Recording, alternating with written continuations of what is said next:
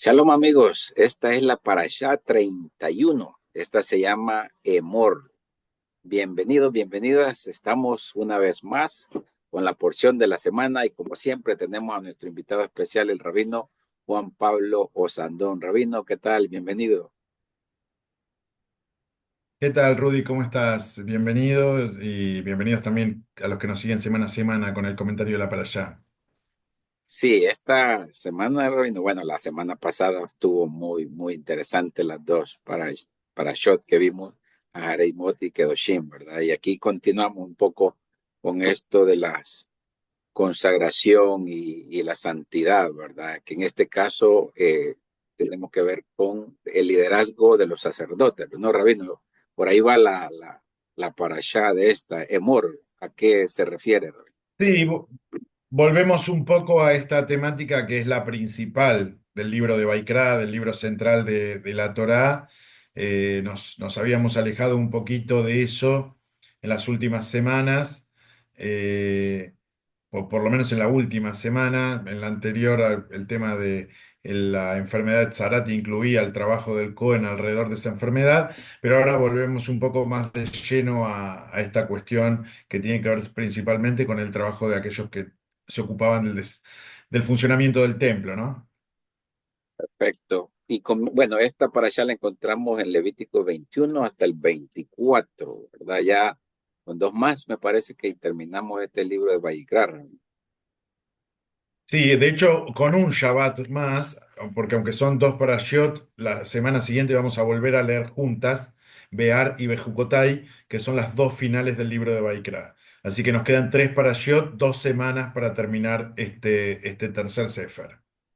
Perfecto. Bueno, entonces aquí comienza la parashá, o la porción de esta semana, hablando de que los Kohanim o los sacerdotes deben mantener un nivel especial de santidad. No pueden acercarse a muertos, salvo que estos sean familiares. Dice, y él dijo el eterno Moisés, habla a los sacerdotes, hijos de Aarón, y les dirás, por un muerto entre su pueblo no se impurifique, salvo por su mujer, que es próxima a él, por su madre, por su padre, por su hijo, por su hija y por su hermano.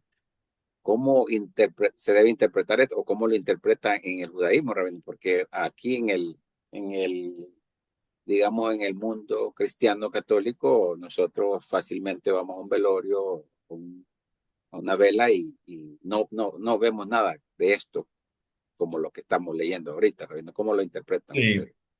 Bueno, hay varias cosas que mencionás. Primero el tema de los familiares. Los familiares que menciona la Torá son lo que podríamos llamar, según la ley judía, familiares directos.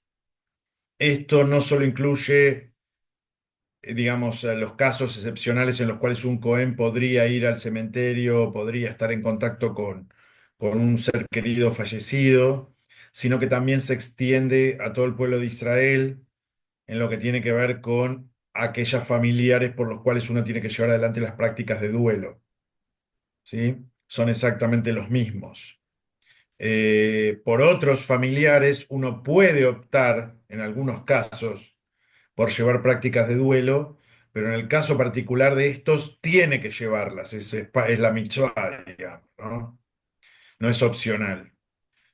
Volviendo específicamente al tema del Cohen, sí es cierto que tiene algunas limitantes respecto al tema de ir a velatorios e incluso de ir al cementerio.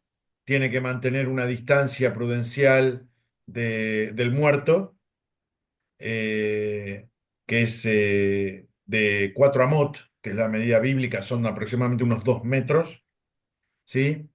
Pero en la mayoría de los casos, si lo puede evitar, mejor. Si lo puede evitar, mejor. Si no lo puede evitar, bueno, teniendo los cuidados del caso. Pero esa más o menos a grandes rasgos es la regla que aplica a los descendientes de Aarón. Sí, y cuando leía esto, Rabino, me llamó la atención y pensé cuando murieron los hijos de Aarón, Nadab y Abiú. Aarón, o sea, no dijo nada, estaba serio, pero igual siguió ofreciendo el servicio, ¿verdad? Del templo. ¿Cómo? Sí, Efectivamente, él siguió ofreciendo el servicio del templo.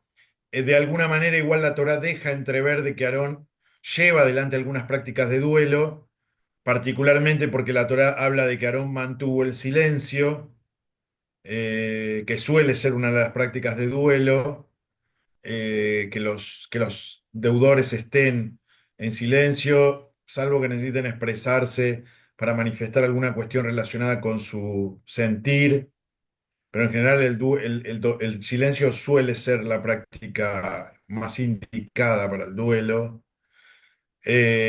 Y después con respecto a el tema puntual que me mencionaba de continuar el servicio, eh, hoy en día, en general, cuando una persona está dentro de lo que en la tradición judía llamamos el periodo de Shivá, que son los primeros 7 días después del entierro de su ser querido, no cumple honores dentro de lo que es el servicio religioso, porque los honores dentro del servicio religioso están ligados con una idea de alegría, y obviamente aquella persona que está de duelo no debe manifestarse de esa manera.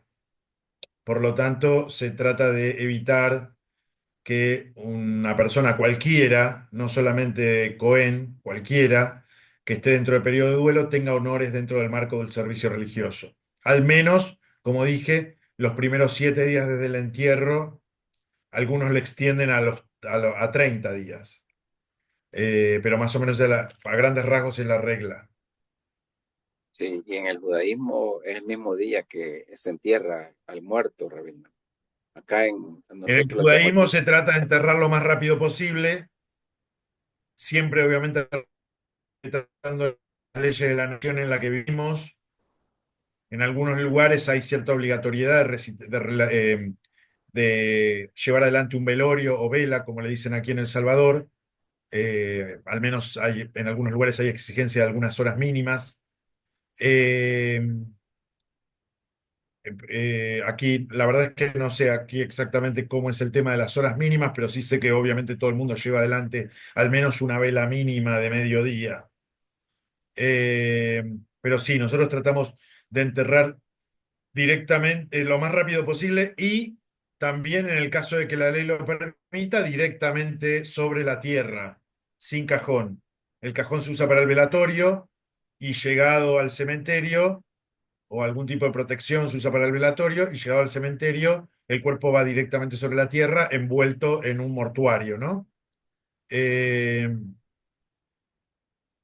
Esa suele ser la práctica en Israel. Fuera de la tierra de Israel, como dije, depende de las naciones de cada lugar, ¿no?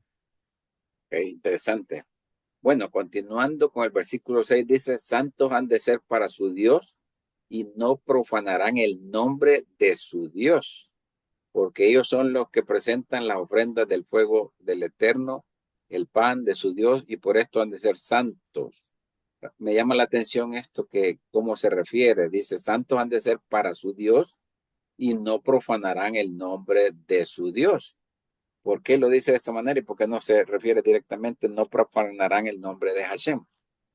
¿Hay algo ahí, Rabino, o es Bueno, cuestión de porque traducción? sí, obviamente el estatus de los Kohanim es como, se le pide como un escaloncito más arriba, ¿no? De lo que los demás, básicamente. Se le pide como un escalón más arriba que los demás, y entonces, bueno, se intenta que no solamente haya una profesión del nombre, sino que haya un extra, por decirlo de alguna manera, ¿no? Ser santos tiene que ver con las conductas personales, tiene que ver con las conductas con las demás personas, ¿sí? Con las privadas y con las públicas, con las demás personas. Entonces, no es solamente lo ritual, sino que es también todo lo que tenga que ver con fuera de lo ritual. Que obviamente hoy en día es lo que se le exige a cualquier persona, ¿no? Sí. Pero en este caso particular, en lo que tenía que ver con el funcionamiento del templo, había un plus sobre los Kohanim, sobre los sacerdotes. Y, y esto de profanar el nombre de Dios, Rabino, porque lo encontramos más adelante también, profanar el nombre de Dios. ¿A qué se refiere? Bueno, el concepto de Hilul Hashem es un concepto muy difundido dentro del mundo judío. Profanar el nombre de Dios tiene que ver con varias cosas. tiene que ver con la típica blasfemia de palabra, tiene que ver con usar el nombre de Dios en vano, pero también tiene que ver con ciertas acciones, algunas que están ligadas a lo ritual, por decirlo de alguna manera, como por ejemplo no maltratar libros en donde está el nombre de Dios, eh, no sé, cuidar determinados elementos rituales.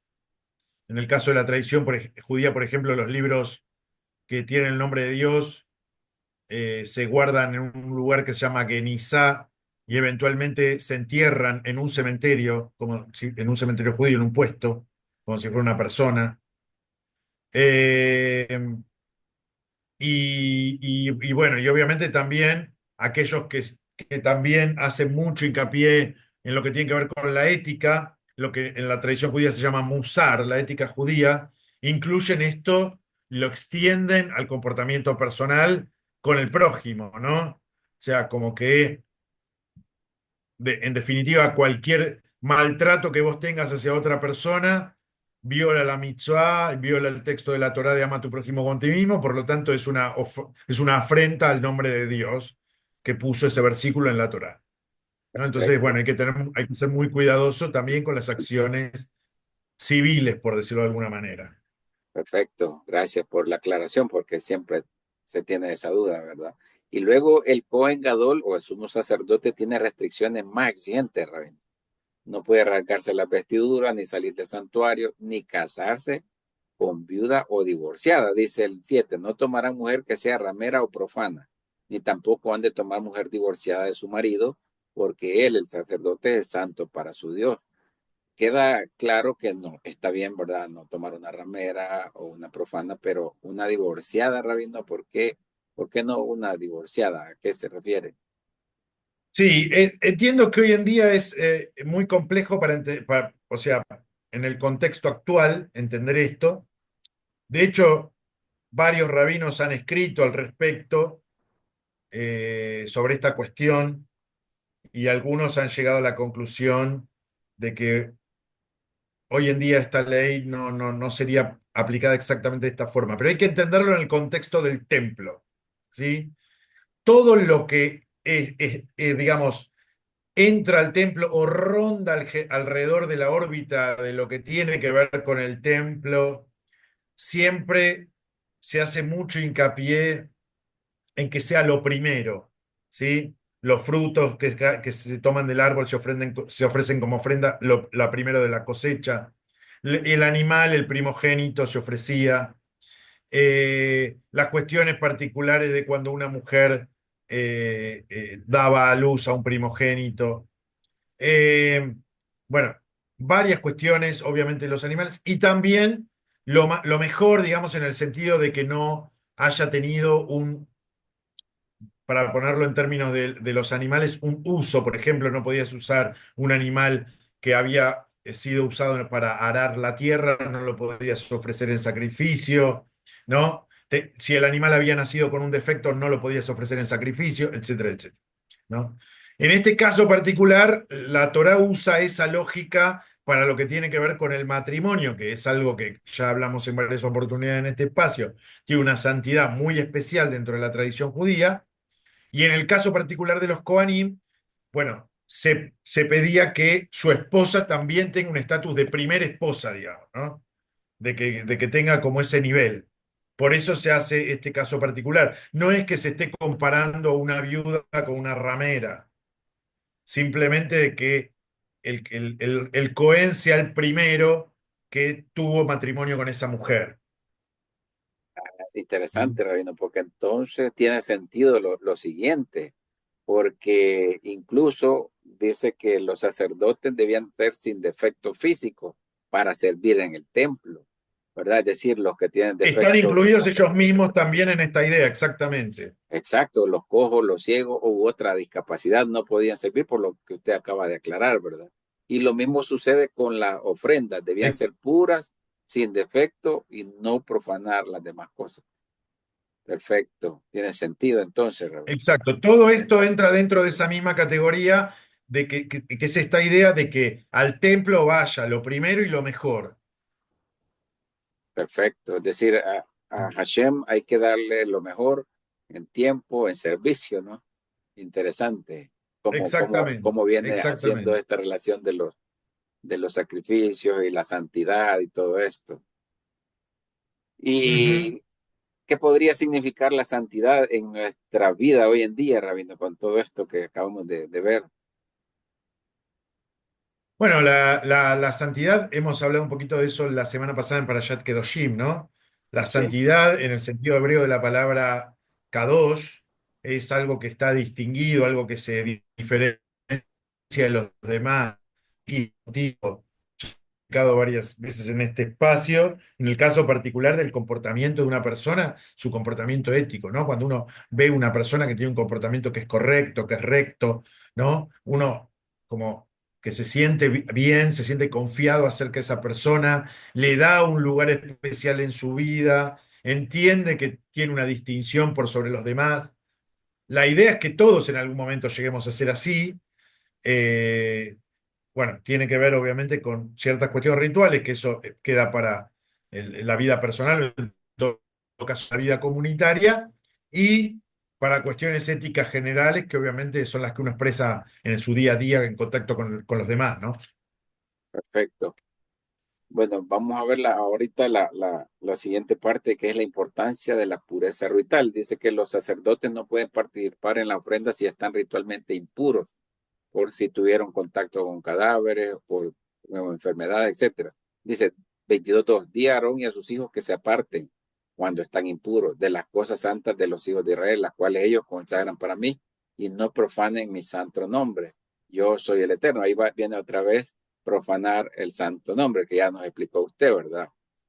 Pero dice que Exacto. no cualquiera puede comer de los alimentos consagrados, solo quienes están en estado de pureza.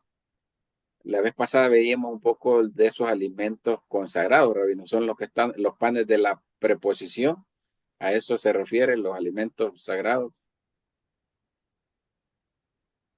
Sí, perdón, y algunas cosas que la gente ofrendaba de modo particular, y también a las partes de los sacrificios que podían ser comidas por los sacerdotes, digamos. De todas esas cosas que estaban dentro de la órbita del templo, digamos, de la comida que ingresaba al templo, solo podían comer los sacerdotes que estaban en estado de pureza.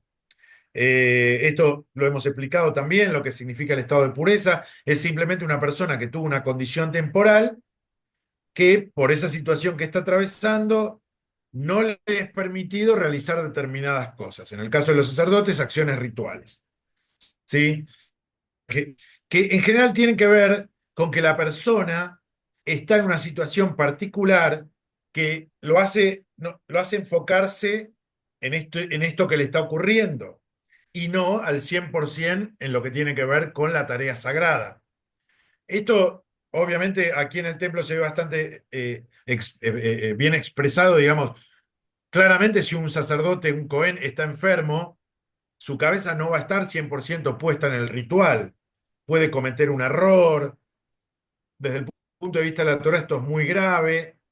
Entonces, ok, si el hombre no se siente bien, mejor que se recupere y después venga y trabaje como corresponde, ¿no?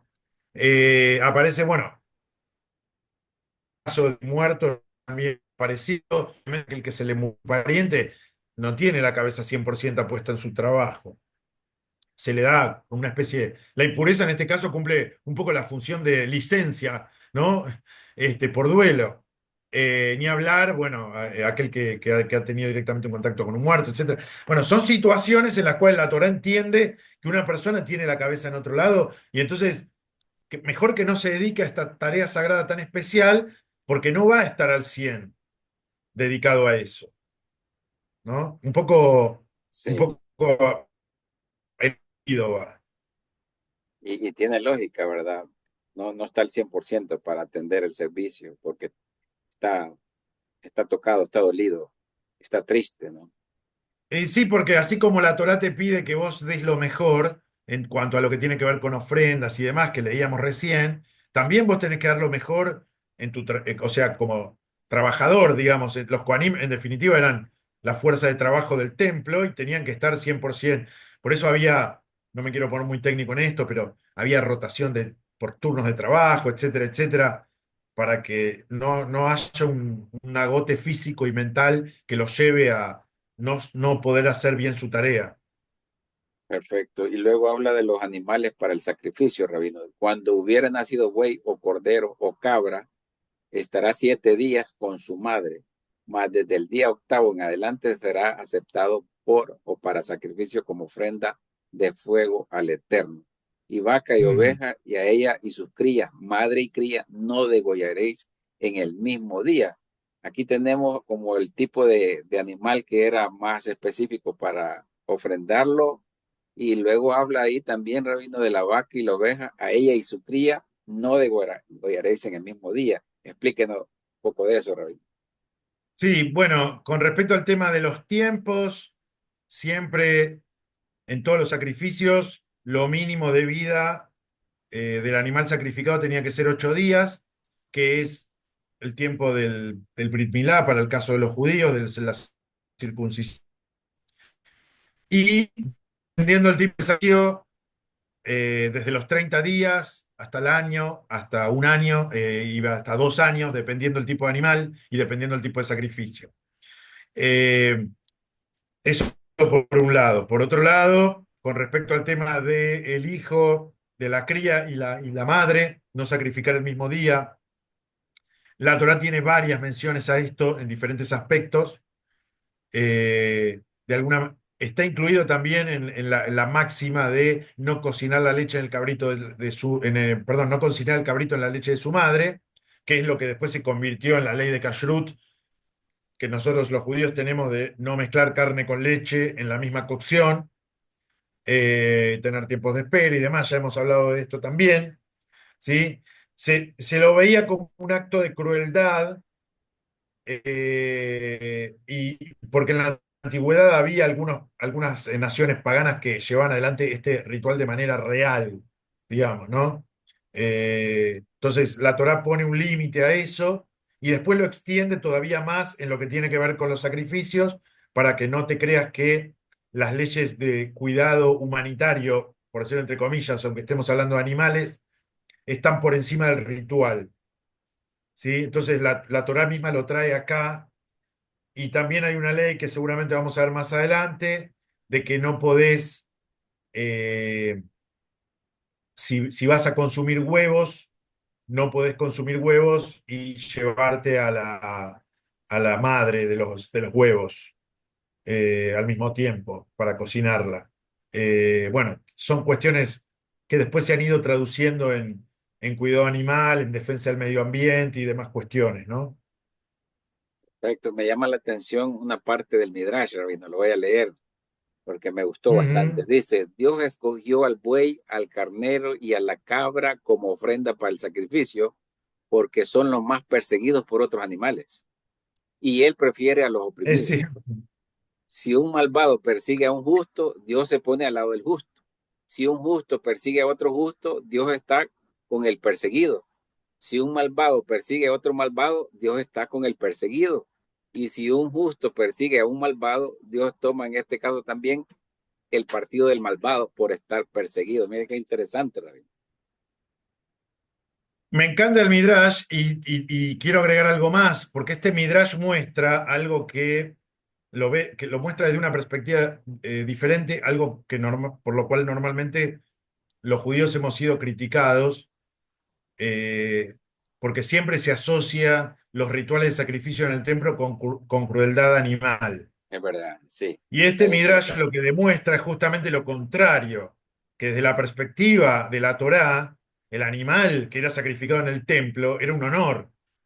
Sí, O sea, era como Dios lo seleccionó, por eso llegó a este lugar, por eso tenía que cumplir con tantas condiciones de tiempo, de selección, de perfección en cuanto a lo físico. O sea, porque era realmente un honor. Obviamente, nosotros hoy lo vemos con perspectiva del siglo XXI. Yo entiendo que para la gente a veces es un poco difícil de entender, e incluso muchos judíos a veces dicen gracias a Dios que ya no hacemos sacrificios, digamos, ¿no? Porque Sí, sería bastante complicado hoy en día. sí, Pero hay que entender el sentido espiritual del sacrificio en un contexto en donde todos los pueblos realizaban sacrificios.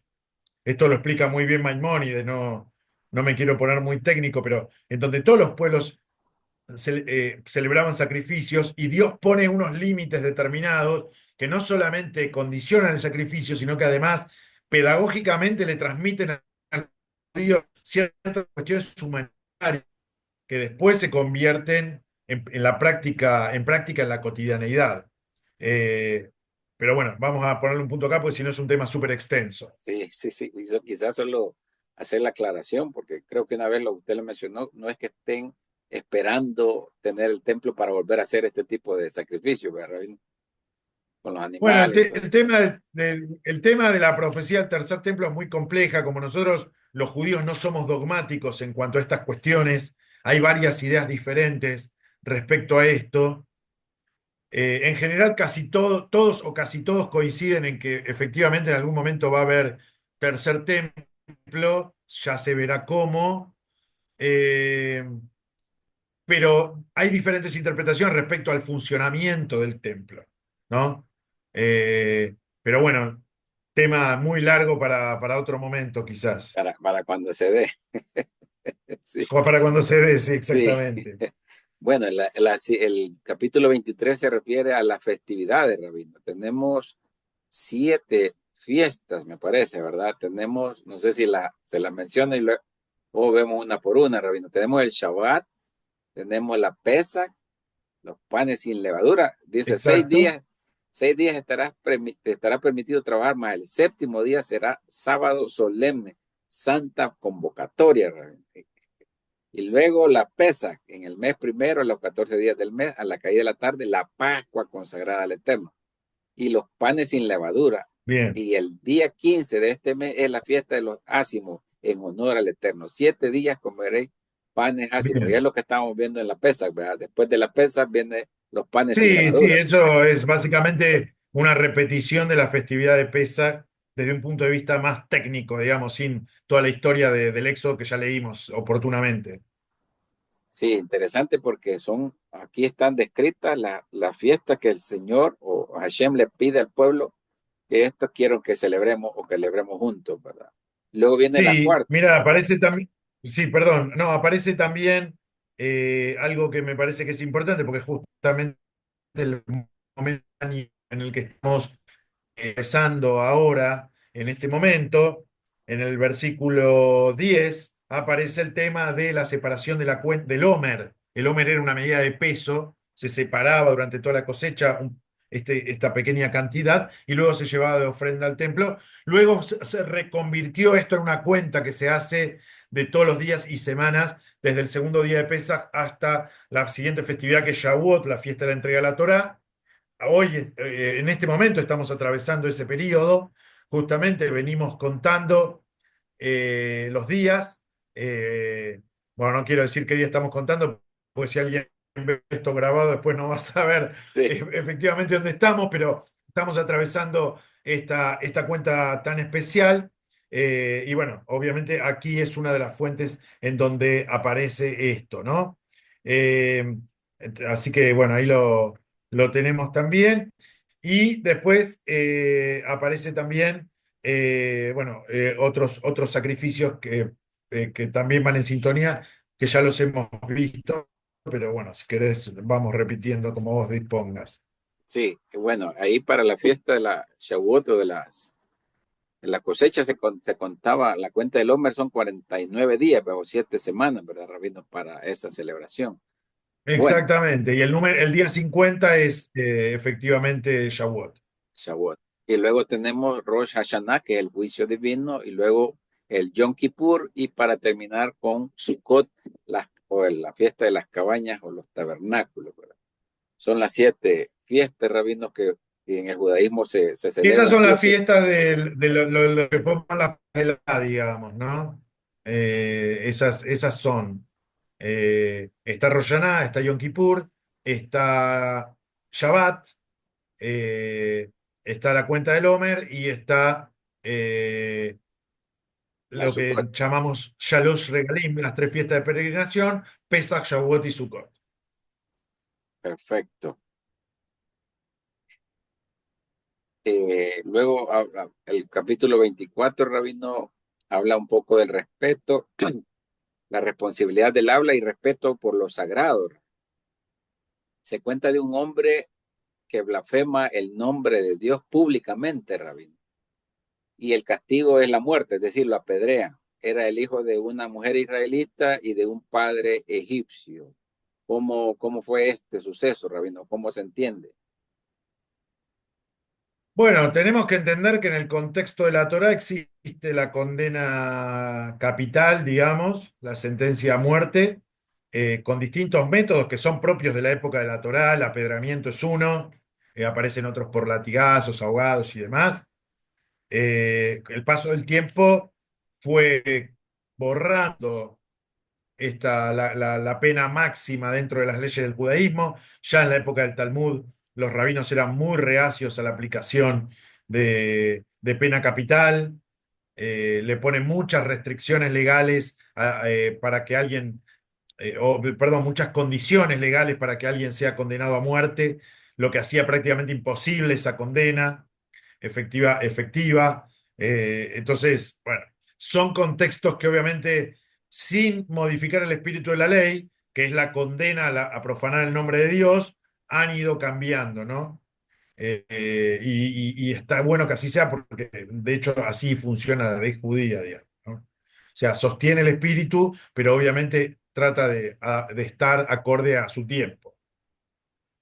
Sí, y después viene lo que ya habíamos visto, la medida por medida, Rabino, ojo por ojo, vida por vida, animal por animal, ¿verdad? Para ser bastante estricto en esto de la blasfemia hacia el nombre de Dios. Pero dice hacia el nombre de Dios, Rabino, no es hacia Dios. Sí, sí, ya hemos visto sobre el tema este porque se vuelve a repetir de alguna manera, dejando en claro una vez más que lo que se conoce normalmente como ley del talión, ojo por ojo, se aplicaba efectivamente en el mundo pagano de Medio Oriente, Sí, pero la Torá tiene una interpretación diferente, que ya la hemos mencionado, tiene que ver con ciertas indemnizaciones o sí, compensaciones producto del daño realizado, bastante similar a como es hoy en cualquier juzgado penal, digamos, o civil. Un lucro cesante, gastos médicos, daños y perjuicios, etcétera, etcétera, ¿no? En ese sentido, el judaísmo siempre ha entendido que esa es la forma más correcta de juzgar y de alguna manera el mundo ha entendido que también, porque es como hoy en día se juzga en casi todo el mundo, ¿no? sí. Entonces, Rabino, ya para terminar, quizás una pregunta como para resumir todo, creería yo. ¿Por qué es tan grave el uso irrespetuoso del lenguaje sagrado, Rabino? Porque hoy en día, probablemente en redes sociales, por todos lados, se, se viraliza o se hace broma o se irrespeta probablemente el nombre de Dios. No sé en qué medida podemos regular eso, ¿verdad? Por todo lo que vivimos en este tiempo. Sí, a ver, hay que poner obviamente los contextos, ¿no? Yo veo, por ejemplo, cuando he llegado acá a El Salvador, una frase que me costó bastante entender, ese que acá. También en el judaísmo tenemos quizás alguna diferencia con el mundo católico o cristiano, que Dios como palabra para nosotros es en realidad un término griego, digamos. Para nosotros el nombre sagrado al que nos referimos con la profanación es al tetragramatón, con las cuatro letras hebreas que nosotros no pronunciamos y que en su reemplazo decimos Adonai o Hashem, ¿sí? Depende del contexto.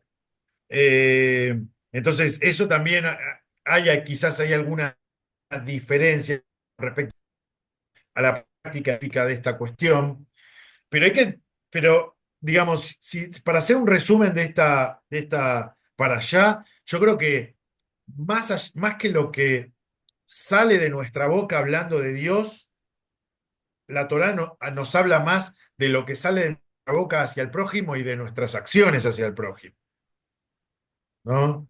En definitiva, profanar el nombre de Dios es hacer lo contrario a lo que Dios pretende de nosotros.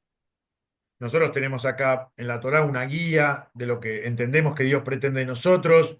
Nuestros hermanos católicos, cristianos, quizás se desprenden más esas ideas del Nuevo Testamento, pero en definitiva la idea final es que, o sea, tenemos que ser personas éticas, comportarnos de la manera correcta, más allá de las prácticas específicas de cada pueblo. Y no hacer eso es profanar el nombre de Dios si entendemos realmente que esto es una palabra que Dios nos ha dado para que seamos mejores personas, ¿no? Después uno puede interpretar de distinta manera lo que significa decir algo acerca de Dios, pero, o sea, uno puede no nombrar a Dios en toda su vida y si se comporta de una manera éticamente reprobable, bueno, no sé qué pensar de esa persona también, ¿no? Entonces creo que quizás a veces deberíamos poner más el foco en nuestro comportamiento que en estas cuestiones tan técnicas. Perfecto, gracias por la aclaración, porque sí es O importante por lo tener. menos ponerlas en el mismo nivel, digo, para que no quede de desprecio, obviamente. Y es súper importante para nosotros los judíos, eso creo que está más que claro, pero digo, eso va acompañado de un comportamiento ético. Perfecto, sí, me parece. Creo que en la medida en que cumplamos con lo prescrito en la Torá, podríamos evitar entonces de alguna manera profanar el nombre de Dios, ¿verdad? Interesante, Rabino. Ya se nos acabó el tiempo. Nos vemos en la Bueno, nos vamos próxima. despidiendo entonces. Gracias, Rudy. Sí, gracias a ustedes. Shalom, amigos. Denle like, por favor, y suscríbanse. Hasta la próxima. Shalom. Shalom.